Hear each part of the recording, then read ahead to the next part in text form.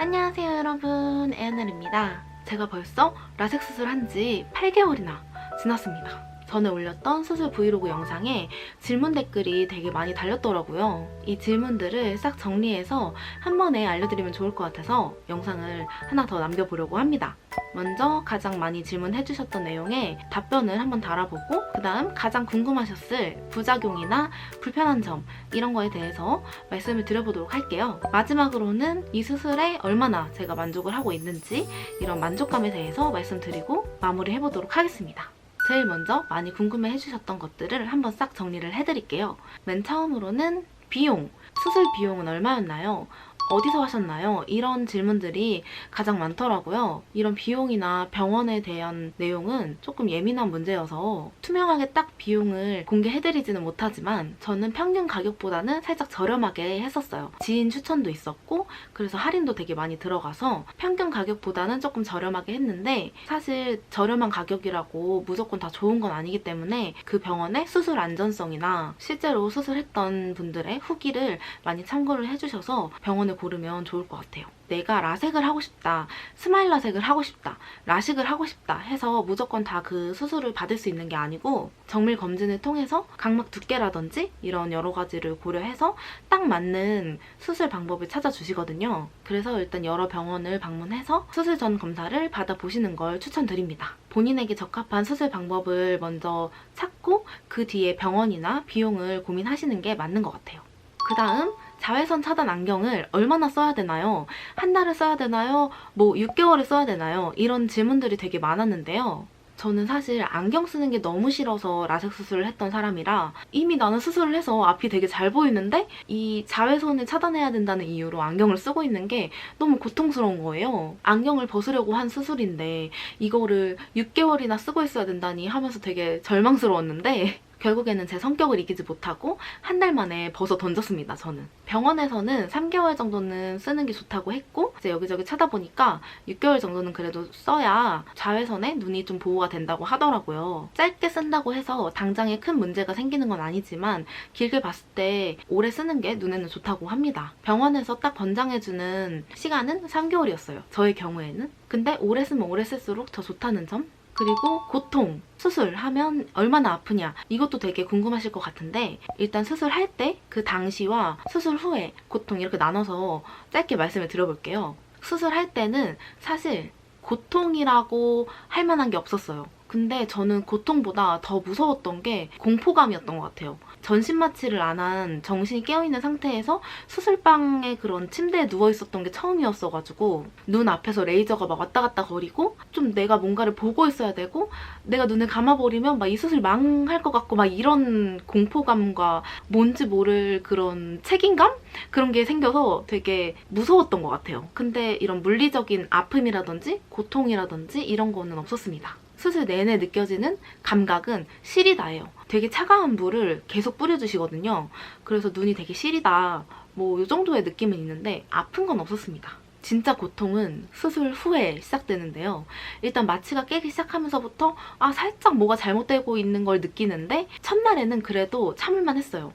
아프다고 하던데 그거보다는 훨씬 살만하다 싶었는데 눈에 살짝 뭐가 들어가거나 속눈썹이 들어가거나 하면 빼면 되잖아요. 빼면 금방 이제 잠깐 아프고 마는데 그 잠깐 동안에도 되게 거슬리고 짜증나잖아요.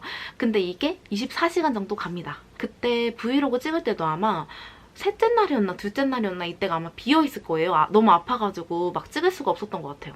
회복하는데 그래도 일주일 정도는 있어야 되지 않을까 싶습니다. 다음은 불편한 점과 부작용에 대해서 말씀을 드려볼게요. 아마 이게 제일 궁금하실 것 같은데 먼저 빗번짐. 저는 아직 운전을 하고 있지도 않고 스쿠터만 타고 다니고 그래서 야간 운전 때문에 힘들다 이런 건 아직 못 느껴봤어요. 근데 밤에 반짝반짝한 걸 보거나 가로등 불빛을 보거나 할 때 약간씩 번져 보이더라고요. 라섹 수술 안 한 친구한테 너도 저거 번져 보이냐 그랬더니 자기도 번져 보인다고 하더라고요. 수술 안 한 사람과 그렇게 크게 차이가 나지 않는 것 같아서 저는 큰 차이를 못 느끼겠더라고요. 근데 이 부작용이 심하게 나타나시는 분들은 일상생활을 하기 힘들 정도로 눈이 부시고 야간 운전할 때도 되게 방해를 많이 받는다고 하시더라고요. 다음은 안구건조증입니다. 저도 라섹 수술을 고민할 때 제일 걱정했던 부분이 안구건조증이었어요. 이게 안구건조증이 원래 있던 분들은 더 심하게 나타날 수도 있고 아예 없었던 분들도 조금씩 느낄 수 있다고 하더라고요. 저는 수술 전에는 아예 건조증이 없었어서 크게 문제가 없을 것 같다 해서 수술을 한 것도 있어요. 근데 수술 직후부터 딱 한 달까지는 아침에 너무너무 건조한 거예요. 인공 눈물이 없으면 눈을 뜨기도 힘들 정도로 건조했어요. 눈이 이렇게 붙어서 뜨려고 하면 안 떨어지는 거예요, 이게. 그래서 여기다가 이제 인공 눈물을 살짝 부어주면 천천히 이렇게 뜰 수 있는 딱 이 정도의 건조함이었어가지고 한 달 동안은 조금 고생을 했습니다. 그 뒤로는 엄청 피곤한 날이나 컴퓨터를 많이 한 날, 이런 날이 아니면 크게 건조한 건 못 느꼈어서 그래서 이렇게 때때로 건조할 때만 인공 눈물을 수시로 넣어주는 편이고 인공 눈물을 무조건 갖고 다녀야 돼, 막 이 정도는 아니어가지고 네, 저의 경우에는 이렇습니다. 그리고 시력 저하인데요. 라섹 수술 후에 시력이 다시 나빠졌다 이런 분들을 되게 많이 봤어요. 어두운 데서 핸드폰을 하거나 눈을 많이 비비거나 이렇게 관리 소홀한 문제도 있는 것 같고 연세가 조금 많으신 분들은 노안이 와서 그렇게 시력 저하가 나타날 수도 있다고 합니다. 저는 수술 후에 시력이 1.0까지는 올라왔는데 눈이 아무래도 피로에 직접적인 영향을 받다 보니까 그런 피곤한 날에는